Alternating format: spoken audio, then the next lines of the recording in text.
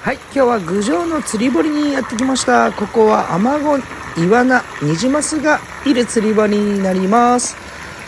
ここはなんと500円で糸が切れるまでアマゴが釣り放題です。